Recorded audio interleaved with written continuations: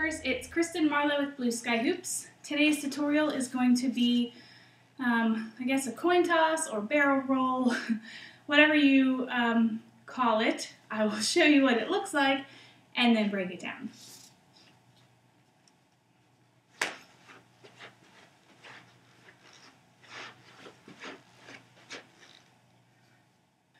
To start this move, you want to place your hands in 10 and 2, just like we would the smear.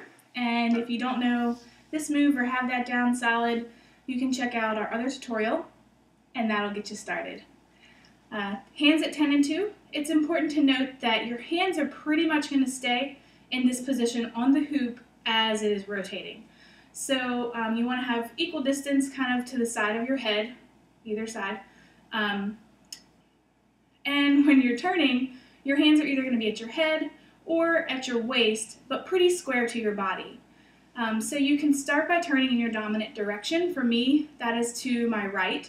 So I'm going to start by turning, and as I do, my hoop and hand are going to go straight down to meet my waist, so they'll be square in front of me. So you will turn by taking a step. I use my left leg and kind of come around in front of me, turn. Now the hoop is square in front of you. Your hands are at your waistline. It helps as a reference if you note the diameter of your hoop when you start. So notice when I started here, the hoop is slightly above my head and my hands are on either side. So by the time I turn, my hands are going to be squared to the center of my hips. And the top of my hoop is in the same position where I started. So just take note of where your hoop is so that when you make that turn, you'll realize that you're in the same position, because you want the hoop to look isolated in its spot rather than up and down as you turn, which it may do that in the beginning, and that's okay. You'll get the gist of it and smooth it out the more you practice. All right, so starting again, hands at 10 and 2. I'm going to turn, so I'm going to the right. My left foot is going to swing around in front of me, squaring up the hoop in front of me. And as I turn, continually turning to the right, my hands are going to come up in front of me again and be above my head. So give that a try a few times.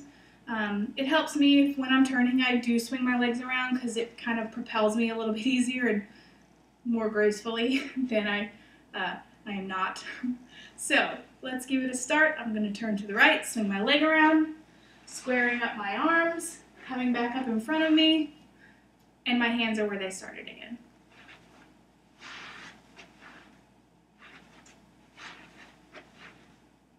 You can also go the opposite direction.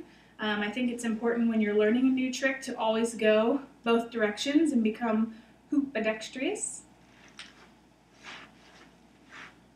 The other important thing to note is when you are turning, you want your arms to be sort of right parallel with your head.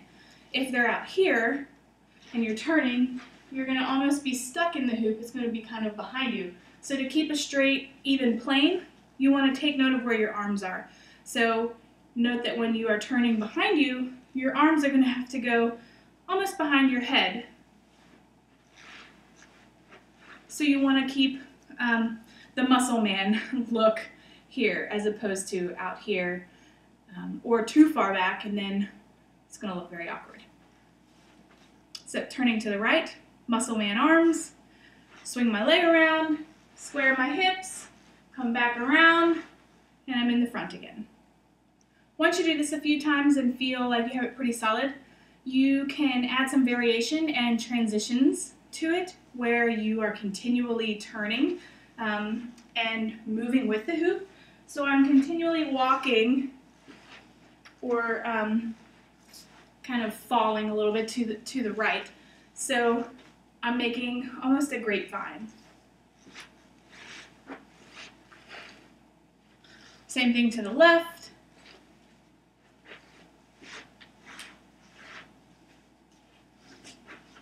So play with that variation, and that should be able to allow you to travel around more and incorporate that in your dance. You can also add this move to the smear. I love this, where